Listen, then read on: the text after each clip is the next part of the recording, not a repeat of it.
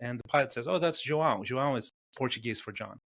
And it's basically sort of the local guy who spearfishes for lobster for the restaurant on the island. And we're like, this guy's miles away from the shore. Where's the boat? And he goes, "Oh, he's too poor. He doesn't have a boat. He just swims there and does the stuff." So we meet that Joao guy, and he's like Aquaman, right? Like this guy's insanely cool, and it's like he's a fish, right? So we spearfish. He shows us these best locations, and it was an amazing experience for me as a boy. I was so inspired by this guy. And he tells me this story. He says, when I go looking for lobster, they usually are under rocks. That's where they live. The other thing that I see under the rocks is sharks, because that's where they go to sleep, because they have to keep moving for oxygen to go through their gills, and the rocks sort of provide this current that goes also under, so they sleep there. And we're like, so what do you do when you see a shark that is in your way to the lobster that you need to, that's your livelihood? And he goes, "Oh, that's easy. I just shake them." And I go, "What?" Of course I was like 13 years old. I was shocked. Like, "What do you mean you shake them?" He goes, "Yeah, I just grab them by the fin and I shake them and they swim away." And that really stuck with me. So I call that practice "Shake the Shark." And the practice is very simple. Most of the things that you're afraid of are completely exaggerated, and they actually don't pose any danger to you whatsoever. And the only way to get rid of that fear is to shake the shark, is to actually do the thing that causes you to fear, is to actually go to the networking event, is to actually go and speak in front of an audience, actually to record a video for your first YouTube channel or podcast, or write that first book, and it's going to be a terrible draft. It's going to be horrible. No one was going to read it, but you did the thing. Now you can refine it. You have to make it honest before you make it good. And that's the action part that I mean, that's what I do with my clients. It's like, look, what are you afraid of? And everybody, I can't tell you how many extraordinarily gifted people need to shake the shark so they can get to the next level of where they need to be. This is the Future Ready Advisor, a show about transforming your financial advisory practice. I'm your host, Sam Sivarajan, a wealth management consultant, behavioral scientist, and keynote speaker. In this podcast, I dive deep into the real challenges advisors face and bring you insightful conversations with top industry experts. Together, we'll explore practical strategies grounded in behavioral science to help you better serve your clients, optimize your time, and build a future-ready practice. Hi, everyone. I'm your host, Sam Sivarajan. Welcome to today's episode of the Future Ready Advisor. Today, I'm here with Christian Ray-Flores, a seasoned entrepreneur, performance coach, and former international pop star. Christian, welcome to the show. Thanks for having me, Sam. It's an honor. I'm really looking forward to our conversation. Let me quickly introduce you to the audience. Joining us is Christian Ray-Flores. His bio reads like a travel guide and spans continents, industries, and career reinventions. From pop culture in Russia to launching successful media companies in the US. He now helps entrepreneurs and professionals embrace personal branding and achieve high performance through his media and coaching firm, Third Drive Media. Christian, welcome to the show. Thank you. So it's a really interesting background that you have. And as I said in the intro, your journey spans multiple continents and industries, from pop stardom to entrepreneurship. And I think the common theme that I see there is this experience in overcoming adversity time and time again. So can you talk a little bit about your background and how this has shaped your approach to your coaching and personal branding work? Yes, of course. It's a very confusing story, but I'll try to keep it succinct. And you can ask me any follow-up questions if I confuse you and you need some clarification, because you know your audience better than I do.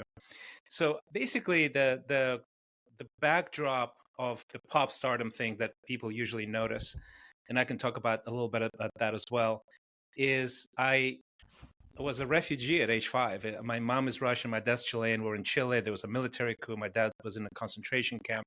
And that basically, it was a lot of sort of early childhood danger, cruelty, political unrest. It was just, and it sent us traveling. We ended up moving to 4 different countries by the time I was 7 years old, and we landed.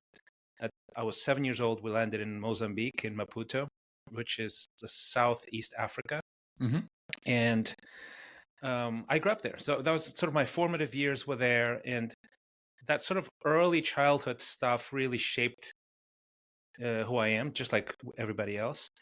And by the time we went back to the Soviet Union. It was still the Soviet times with my mom after my parents divorced. I had this sort of strange mix of experiencing poverty, a lot of change, a lot of cultural adaptation that needed to happen. I learned 4 languages by age 9. And that eventually sort of all, in some ways, didn't help because I was sort of an outsider everywhere I've been. Till to this day, I don't have a homeland in the classic sense.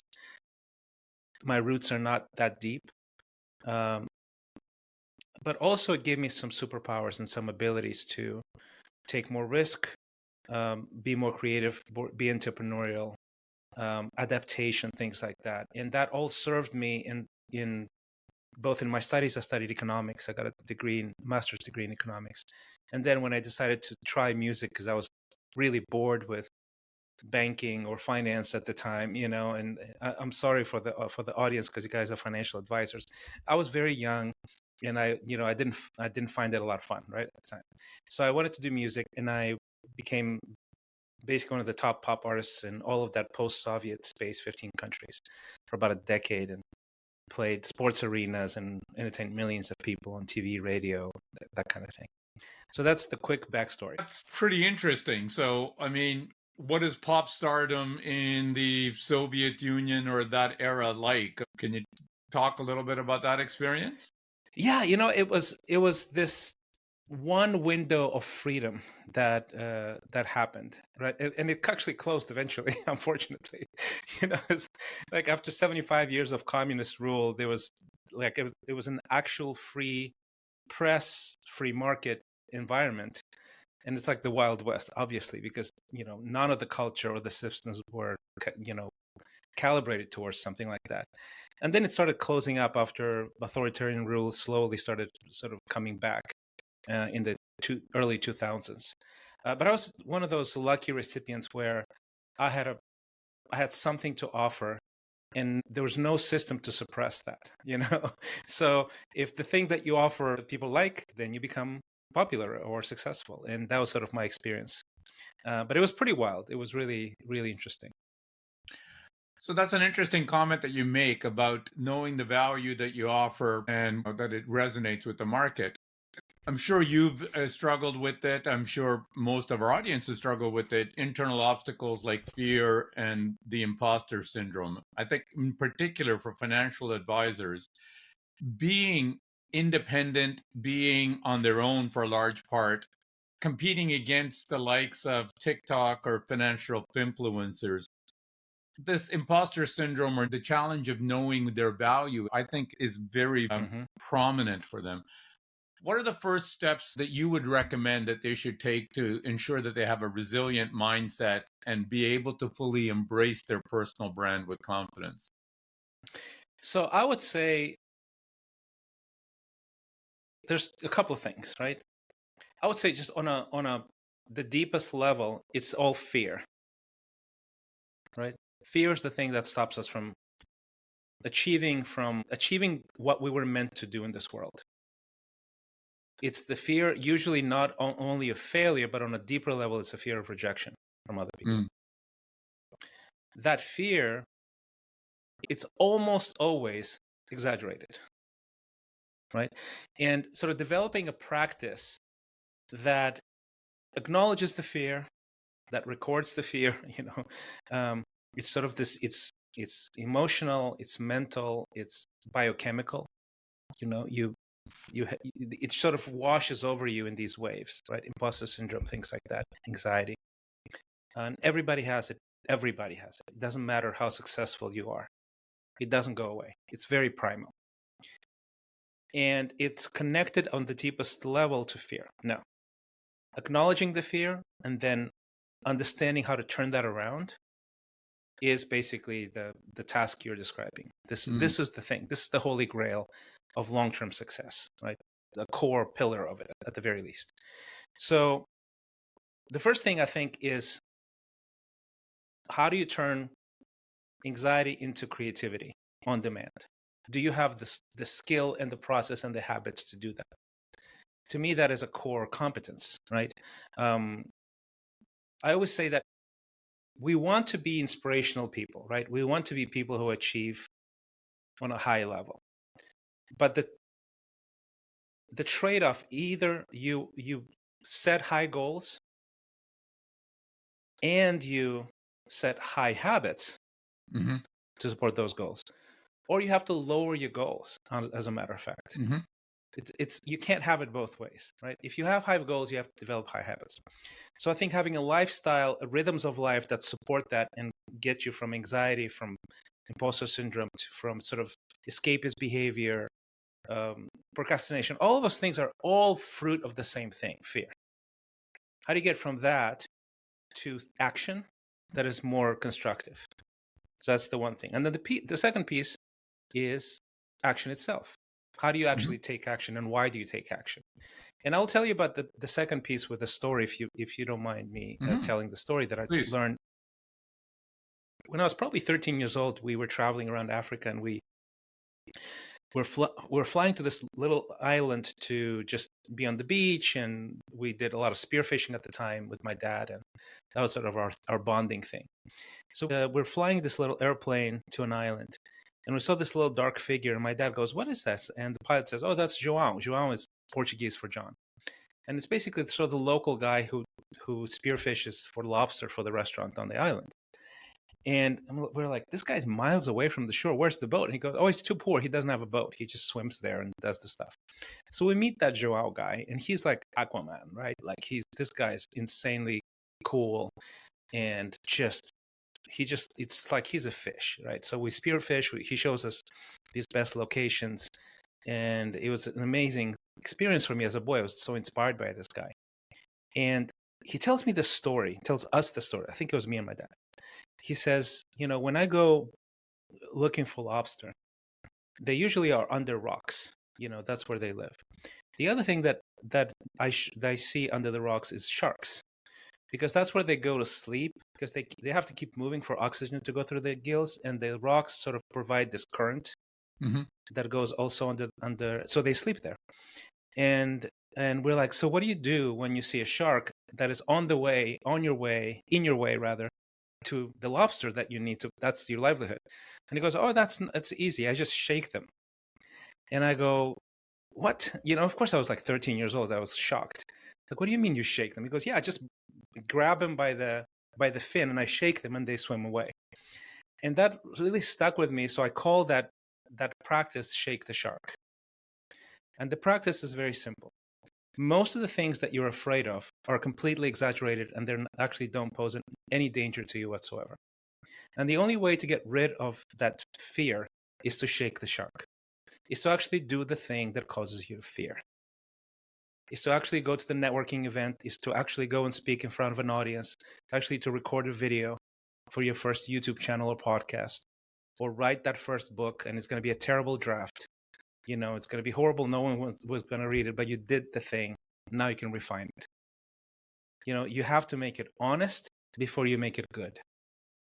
And that's the action part that I mean, that's what I do with my clients. It's like, look, what are you afraid of? And everybody, I can't tell you how many extraordinarily gifted people need to shake the shark so they can get to the next level of where they need to be.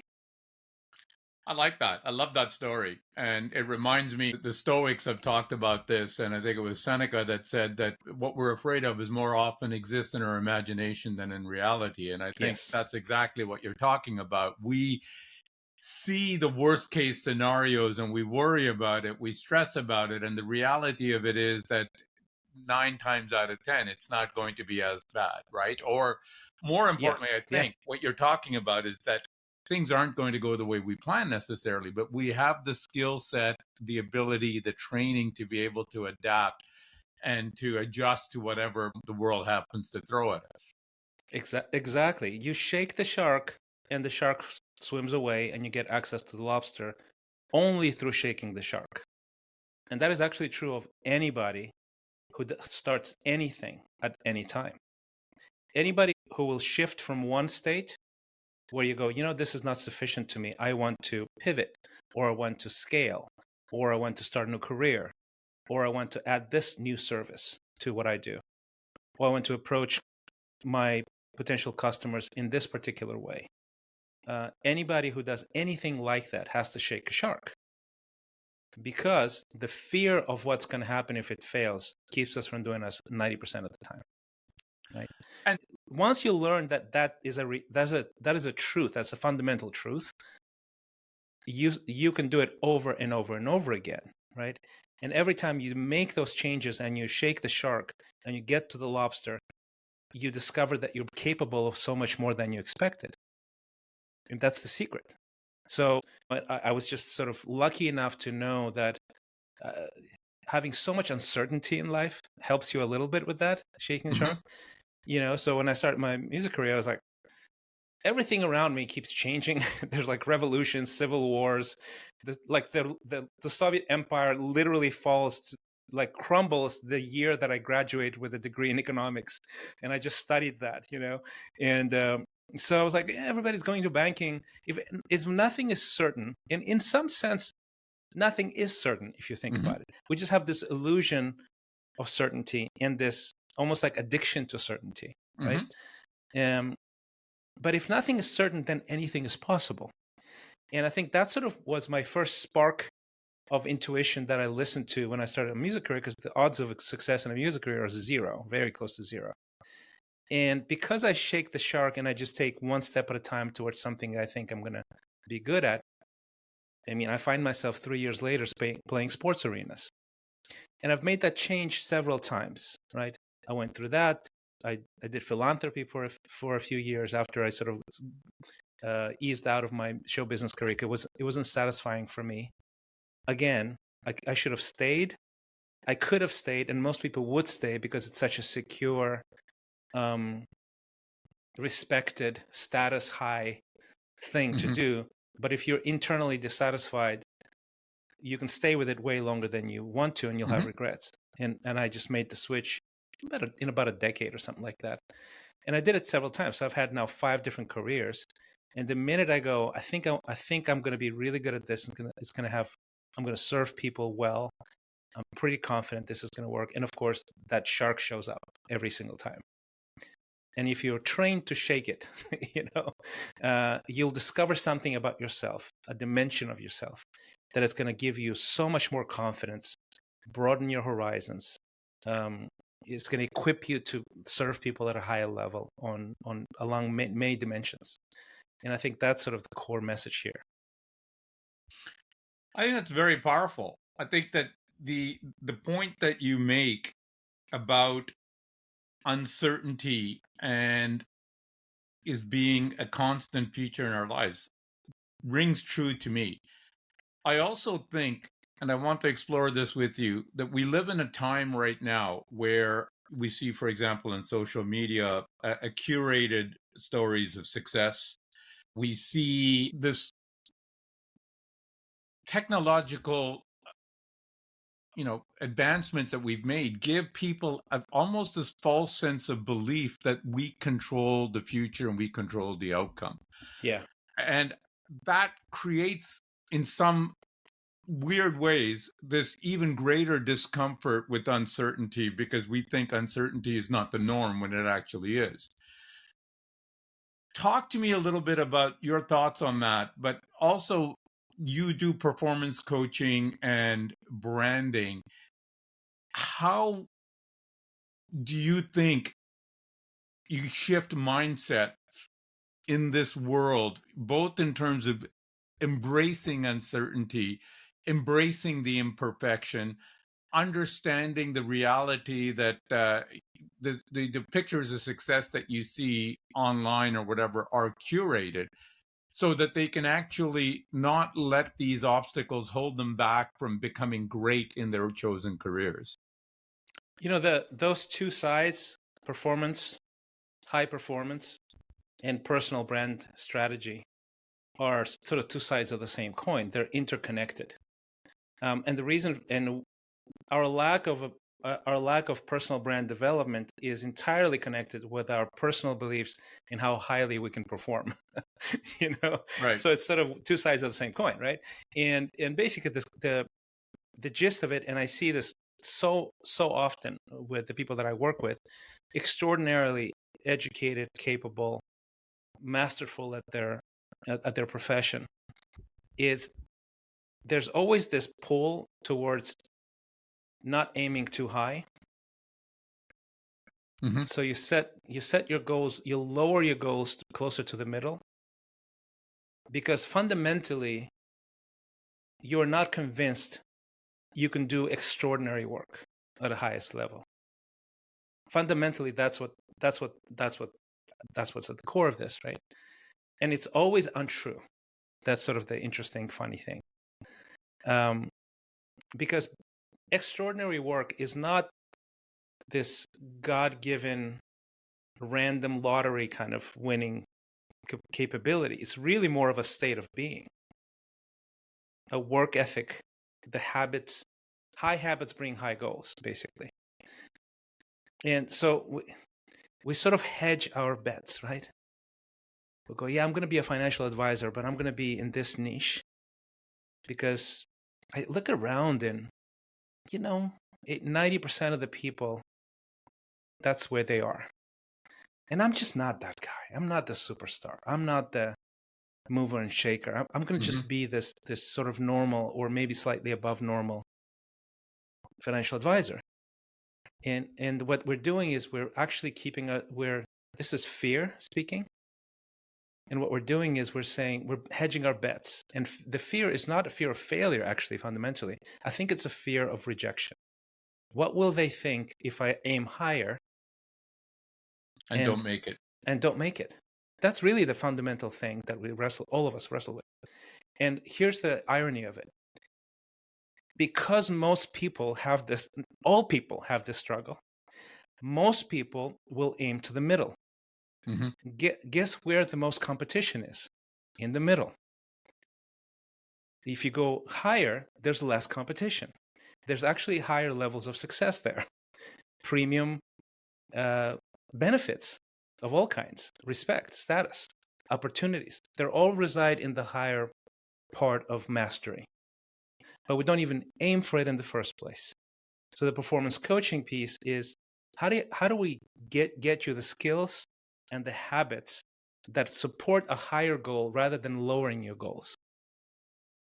And then when people sort of start realizing, oh, I can be an extraordinary professional in my field, and this is what distinguishes me from everybody else, and I can find that these nuances, these whispers of my soul, these little things that get my attention, and I can see there's some gaps perhaps, in the skill set, and I can go learn those gaps because I can be a much more, I can create a much more fulfilling, high value offering for my clients. So I'll have to do the work. And then eventually they go, you know what? I can see myself. I can aim high rather than aim to the middle. And once you aim high, you want to tell the story to people. And personal branding is an amazing opportunity because never in the history of humanity, literally, has it been easier to serve anybody, anywhere, at any time with your goods and services. Never. It's never been easier than now. Literally, the world is your oyster. So personal branding is quite simply reputation at scale. Right. How do you tell your people, if you really believe that you could be distinct, what is it? What's that distinction? Can you embrace it? Can you own it? Can you hone it? Can you fine tune it? Can you create an offering that is extraordinary? And then once you have that, even if it's half baked, just start telling it to the world.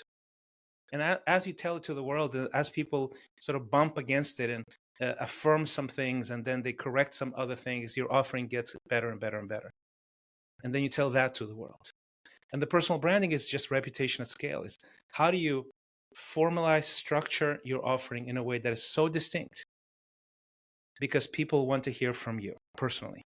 And there's all kinds of studies that show that the shift in trust in the public has majorly shifted from trusting an institution or a logo into trusting a human being. People want to trust you personally, not your firm, not your logo. Even if you're a partner in the logo, they don't care about that. They want to work with you, or somebody who's certified by you because they trust you.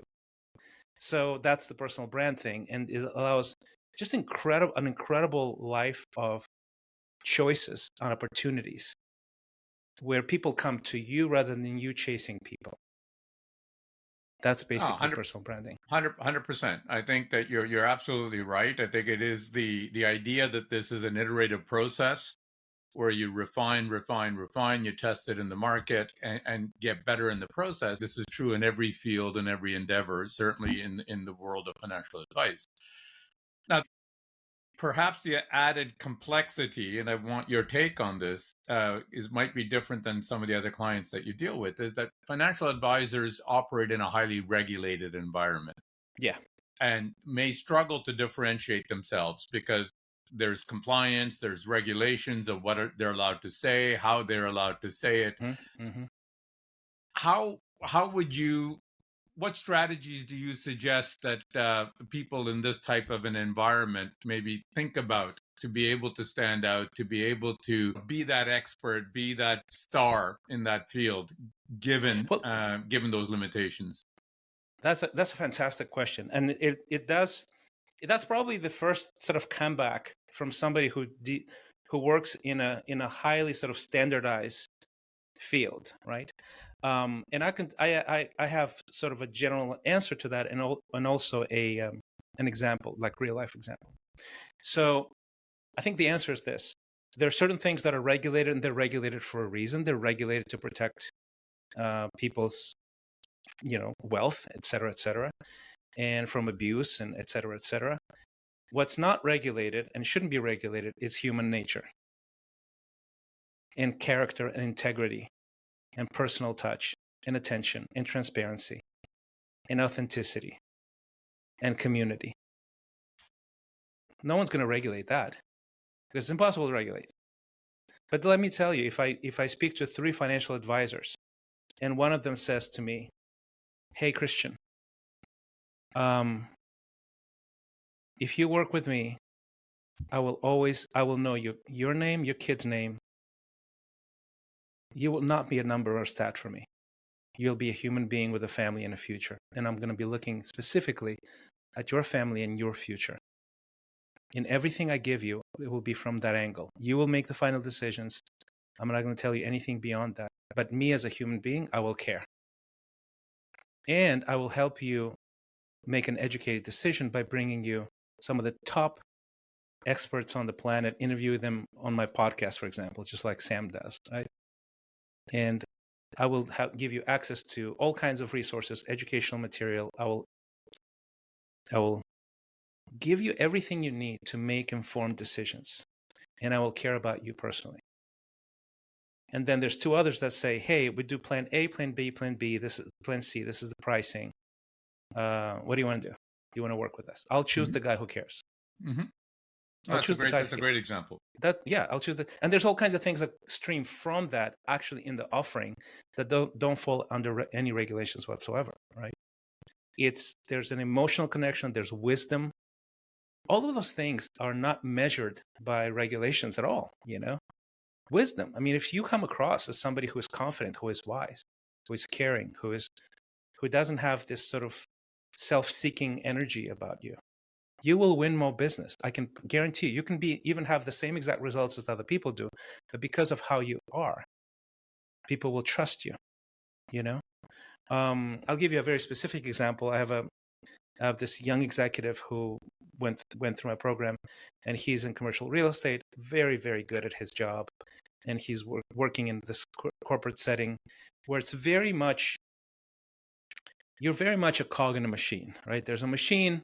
It sort of works, and if you are a broker, you have quotas, you have these numbers, you have to make so many calls and do this, this, this, and this. You have maybe 1,000 leads on your docket, and you have to work those leads. And it's highly, highly, highly hyper structured and also dehumanized. Mm-hmm. So you're providing the same exact service. And he was wrestling with. He's like, I don't even know what to do. Like, I don't know if I want to do this for the rest of my life. This is soul crushing, And I said, well, tell me more. Like, how can you dehumanize this thing? He's a very relational guy. He's very good with people, but the sort of the atmosphere he was in was just none of those parts of him were activated, right? Mm-hmm. And I said, I know you. You are very relational. You really care. You have insights that are nuanced that can bring a lot of value, but none of those insights are even available to your clients in your current offering, the way the whole thing is structured. And he goes, yeah, but I don't know. I mean, what is it? I'm a broker. How many ways is there to be a broker? Because I can't innovate that. And I said, okay, well, let me ask you this. And I basically gave him a path, and I'm not going to go into all the details, but I basically said, look, let's work on a specific offering that is so nuanced that no one has that. And I gave him some general ideas that actually worked in his field. And I said, look, reach out. Do you know people who are influential in this field? He goes, yeah. Here's what you do. Let's work on an offering that is maybe not 100% baked, but it's 80% there, that it is distinct. And we knew what it was. I said, look, call the most influential movers and shakers that you do know and say, look, I'm hosting a curated dinner served by this elite chef in this special place. It's going to be a meal prepared just for you, and with this kind of nuance, and it's just for the top 7 influencers in our city. And I would like to host you because I consider you an authority, a wise person, an influencer in this field. Would you accept? And I said, will they come? He goes, I think so, yeah. I said, okay. So here's what you do. You invite them, and then in the beginning of the dinner, you obviously spend good money on this thing, right? And you say, guys, I gathered you because I look up to you and I admire you, and I'm this young, ambitious guy who wants to do great things in our field. And I have no ask of you whatsoever. And what I want to do is for you to just enjoy this dinner and share your stories, and I want to get to you to get to know each other and myself. And I want to go around the circle, and just if I can just book a 15 to 30-minute coffee with each one of you at some point in the future, next month or so. That's all I ask, if that's okay. And please enjoy the dinner. That's it. And I said, then you do that. You talk to them, and you pull their calendars and stuff like that. And do you think even the ones that are like, I don't know if I have time for this kid, would say no after they see the other movers and shakers booking calls with you? Like he said, no, I think they're all going to say yes. I said, okay. So then when you book those calls, they're going to book calls with probably most of them, if not all of them. You get coffee with them and you say, look, I admire you, Mr. So-and-so. And I have this offering that I've been developing that I feel like will add so much value to our clients. And I don't want anything from you. All I want is for you to take a look at what I'm thinking and then validate and maybe invalidate some of the stuff here. All I need is wisdom. No ask. I said, by the third one you meet, maybe they'll give you some critiques and things like that. People are going to go, how do I work with this guy? How do I partner with this guy? This kid is an innovator. This kid cares. He knows how to develop deep relationships. And he basically said, that's it. This is how I'm going to do business now. He started his own firm, and it's now launched, and he's now making bigger and bigger deals every time he does that. So this is just a real life example, right? In a very regulated place as well. No, look, it's a good point. It's something that I've always, and most of my audience would relate to. It's the idea of tapping into that unique human element that they bring, but also that their clients are bringing. So Yes. never to forget, how you can build that connection. It's all about, as you say, trust. It's about commonality. It's about showing that you're looking at the person, the client, as not just another portfolio that you're going to Yeah. manage or another insurance policy that you're going to sell, but that Hmm. real person behind it. Yeah. People don't trust The in institutions. People trust people. And look, and I think this is going to be more and more important as we're moving into AI and technology. I suspect that you're like me. I'm a big believer that technology is here to stay, and it's important that we use it effectively. But Yeah, anybody absolutely. who thinks that it's going to replace the human, I think doesn't understand human nature that well. It's what you Hmm. say, that we want to deal with that person behind it. We do business with somebody because we connect with that person at some fundamental biological level, a Yes, human yes. level that supersedes whatever technology is going to enable. Exactly. And sort of the way it bridges to personal branding is that, like, this is my friend doing it in a room with certain people. That's personal branding on a very intimate scale. What you and I are doing right now is personal branding at a larger scale. See, you invited me because you thought I had something to add to the stories and maybe some benefit to your audience. Your audience already trusts you. That's why they're tuning in. You know, they have the choice to watch millions of different things or listen to millions of Mhm. different podcasts. They're listening to us right now, right? Why? Well, because they trust Sam's persona, his character, his tone, his approach, his insights, and that's a beautiful thing. You have a reputation now, right? And they will listen to you, or they will work with you, or both, because of that, because of who you are and how they know you. At, they spend hours and hours with you if they listen to the podcast, right? Right. Now I come, you invite me, and I sort of have this, at the very least, potential trust to your audience because you invited me, right? And I get to very genuinely share, this is what I believe in, this is what I've experienced, this is what can help you possibly. And perhaps some of the people that trust you will also start trusting me. Right. It's that authentic, it's human to human, and that's personal branding. It's not about the technology. The technology is just a tool. This is human to human relationship building at scale. That's what it is. Totally agree. When we talked before, you talked about working with clients who plateau after achieving initial success. Yeah. So help the audience understand how they should think about, and some tools and tips that they can use to push through these periods of, call it stagnation or plateauing, and continue to grow both personally and professionally. Well, I think measuring the dimensions that matter is a big thing, right? Um, we don't grow in areas that we don't like, we don't feel successful at. That's why we don't grow in them. So the essence of the human condition is avoiding discomfort and pain. That's what, avoiding suffering. So Right. it's sort of ironic that we lean into the things that we're already good at, and we get better at them because we lean into them, and that's how it goes. Well, eventually what happens is, when we plateau, is that we're leaning into the things we're good at, that excite us, that we feel confident in, and we underlean into the things that we feel discomfort. We're trying to avoid that discomfort. We're trying to compensate for it.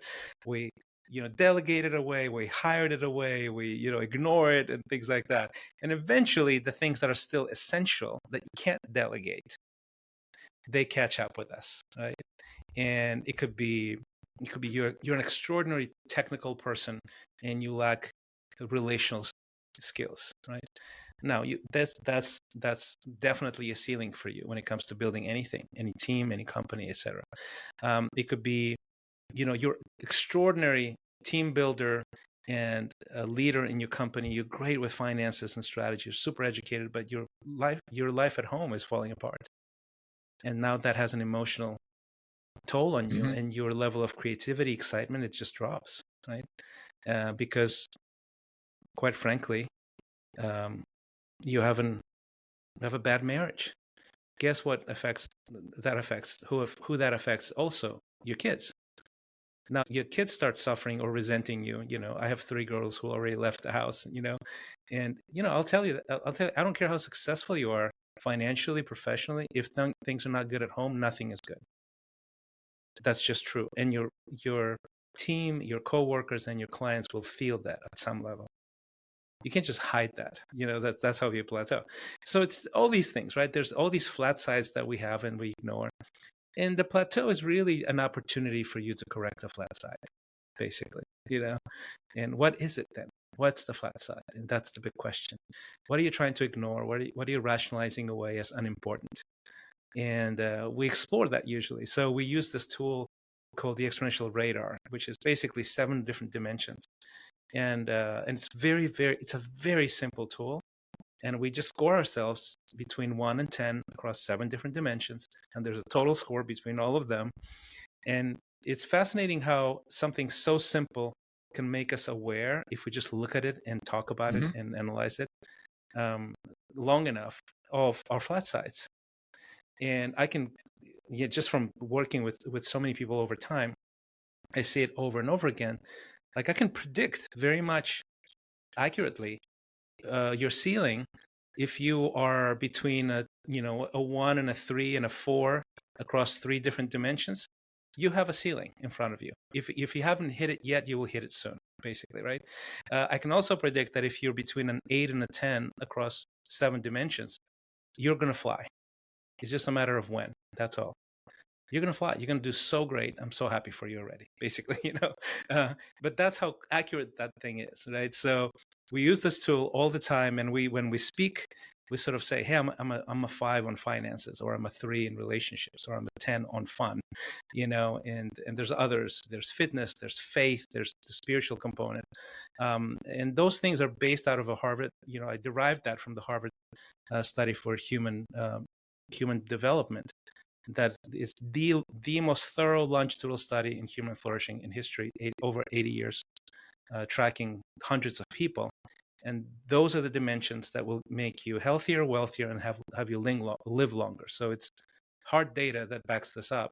So if you take it seriously, put it at the core of how you operate, it's a really good way to measure. It's just a great tool, This point about multidimensional is true, I think, for anyone, but particularly I would say it resonates with financial advisors because they do need to be multidimensional to build that relationship focus for their business. I mean, your clients trust you because there is some component of you that resonates with them. And if you are one dimensional or have a lot of flat sides, as the lingo that you're using, it's going to show up in your business because you don't have some basis to relate to a larger group of clients. Well, I bet his trust is massive in financial advisors, massive, because we care about our money. We really do. So if you're anywhere near my money, I want to be able to really, really trust you and like you. So. I've always said that the technical skills that you bring as a financial advisor is going to be key, but you're dealing for the most part with people that have been successful in their own walks of life, whether as an entrepreneur, as an executive, what have you. Yeah. And to a large extent, they've become successful because they've been in control. They've been in control of their affairs. So when they come to you as a financial advisor, this may be one of the first times they're actually kind of delegating control to you. That's true. That's a good point. It doesn't matter how technically strong you are until you can speak to the heart of that client to be able to show them that I care about your personal affairs almost as much as you care about it. Any speaking to their head by talking about market statistics or the pros and cons of a particular type of policy is wasted because the client is going to be sitting there wondering, can I really trust you or not? So it comes back to your point that it's that first kind of speaking to the heart to be able to establish that, yes, you can trust me. And then afterwards, you get into why you should trust me, why this is the right product for you, or why this is the right recommendation. And I can tell you that is true to all the way to the highest levels. One of the guys that I mentor manages $1.5 billion of funds, right? So and he's sort of he and I are very close, so I know the nuance and details. As a matter of fact, later tonight I'm going to hang out with some of his billionaire clients and partners and things like that. So I have a front row seat to some of those dynamics, and it's just absolutely fascinating just how much trust is key in this whole thing. Like being good at managing money is a prerequisite. Of course, you need to be good. Everybody's good. Like, there's a certain level beyond which, if you're not good, you're not even in the game in the first Correct. place, right? I mean, of course, you need to be good. That's a basic. That's a basic prerequisite. Okay, but if you want to Table go, stakes. yeah, I mean, if you want to go, if you want to aim high, using the some of the language that we used before, and not just aim to the middle, you need to figure out how to relate to people on dimensions that have nothing to do with money in the first place. Nothing, right? And I can tell you another story if you'd like, just to illustrate that. So I meet this guy who is a manager of a fund. He's introduced to me by someone who's an investor, right? In his previous, like an early investor in this fund. So I meet this guy, the fund manager, we call him. I'm anonymizing everything, obviously. And we have this meeting, and I talk to him, and we just backstory, all of that, get to know each other, that kind of thing. And it becomes very evident that the fund manager, the reason why he's okay and wanting to meet with me and showing off his very, very fancy office in a very, very fancy building, is to find out how close I am to that investor, and to see if I can get that investor to invest back, start investing, and bring his friends to the fund, right? And I'm like, I tell him, and that's it, right? So then I go back, and my friend, the investor, says, "So how'd it go?" I said, "Oh, it went well." Instead of asking if there's a way I can get you to invest in the fund again, and he goes, "No," and I'll tell you why. I'm not going to invest in him. And he goes, "Precisely because when you met with him, he was not looking for ways to give you something. He was looking something to use you." Yeah. And he goes, "This guy will never see the highest level investments into his fund because he's now developed a reputation of that in the very, very small circles." And he says, "I can promise you." Now it's really fascinating because this guy's brilliant, right? The fund manager, he's really, really good. He's invested in over 100 companies, and he has this unspoken reputation, this personal brand in a negative way, that was generated not by his ability or inability to invest, but just by his personal character. Interactions. Yeah, and the higher you go in the food chain, the more that matters to people. They won't even ask you specific questions. They'll get a vibe and they'll make decision based on that. I think your point is bang on. I think personal brand, people, at some point, it starts with your technical skills. But the way I've always heard personal brand defined, that I find totally resonates with me, is it's what people say about you when you're not in the room. And I think that's got far more to do with your integrity, your human relation skills, etc., and far less to do with technical skills than I would say a lot of people starting out in business or in their professional careers would think. It's how you do things that matter probably a lot more than what you do. Yeah, that's correct. Yeah. And all of that hinges then, again, if you make a full circle into how do you manage yourself? How do you grow? How do you overcome imposter syndrome? How do you become creative and intentional and joyful and free? How do you develop the dimensions of you on a broader scale? That is, ironically, what gives you the success in the long run. Yep. On top of the technical skills. Technical skills are given, So being able to develop the lifestyle, the skills, and the habits that support higher goals is the way, in my opinion. Christian, this is great. We're coming to the end of our podcast, so I have a few final rapid fire questions for you that I ask all my guests. Okay. So number one, professionally, what is the most important lesson you've learned over the years? Love and appreciate people, and they will love and appreciate you back. Coming back to that personal brand and human relations being key to everything. Love it. What is one practical tip you would offer listeners to keen on applying your insights? Develop daily habits that are unshakable. Because in those short moments that no one sees, that's where the future is built. I like that. It reminds me of something that I've read, that we all have to choose pain. The choice is ours, whether the pain that we choose is the pain of regret or the pain of effort. Yes. But either way, one of those pains are going to be with Yes. us, whether we like Exactly. it or not. It's our choice. Yes, exactly. Christian, thank you for this insightful conversation. If people are interested to learn more about you or your work, where do they go? They can subscribe for free to my newsletter. ChristianRay-Flores.com is the URL. That's one way. You can Google me and you'll find me right away, by the way, on all socials. But Christian Ray-Flores is the newsletter. Highly recommended because I drop one newsletter a week on Sunday. There's videos, there's links, there's books that I'm reading, all kinds of resources. If you're a subscriber, you get access to free webinars that I do. It's like essentially free group coaching sessions that I do every month. The other thing that I recommend checking out is the exponential scorecard tool that now I offer it to anybody, even if you're not a client.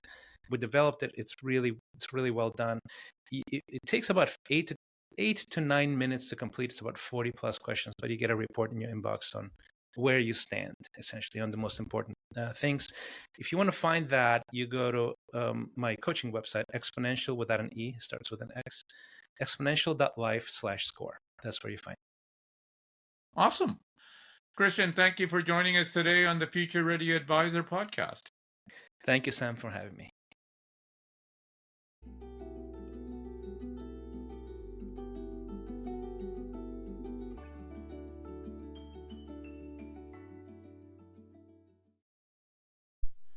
In this episode of the Future Ready Advisor, I spoke with Christian Ray-Flores, entrepreneur, performance coach, and former international rock star, about overcoming fear, building resilience, and leveraging personal branding. Here are my 3 key takeaways from our discussion. Number 1, overcoming fear with action. Christian introduced the concept of shaking the shark, facing exaggerated fears directly to unlock opportunities. He emphasized that most fears, whether of failure or rejection, are often unfounded. Taking bold action transforms anxiety into creativity, helping advisors move past mental roadblocks. Number 2, the power of personal branding. Personal branding isn't just about marketing. It's about conveying authenticity and trust at scale. Advisors should embrace their unique stories and skills, positioning themselves as approachable experts. In a world of financial regulations, personal connections and character remain unregulated and invaluable. Number 3, adapting to uncertainty. Christian stressed the importance of embracing life's inherent uncertainty. He shared tools like the exponential radar to identify areas for personal growth. By aiming high and cultivating daily habits that support long-term goals, advisors can continuously evolve and thrive in an unpredictable industry. As Christian said, success lies in facing challenges head-on, staying true to your values, and growing every day. Thank you for listening to the Future Ready Advisor.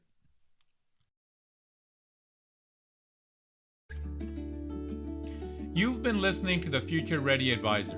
If you enjoyed the show, please leave a review on Apple Podcasts or a rating on Spotify, or share your feedback wherever you listen. Be sure to follow the podcast so you never miss an episode. For more insights on how to keep your practice future ready, visit www.samsivarajan.com. You can find the link on the show notes. There you'll find free tools and resources, along with exclusive bonus content from these podcasts. Thanks for tuning in, and I look forward to sharing more strategies with you in the next episode.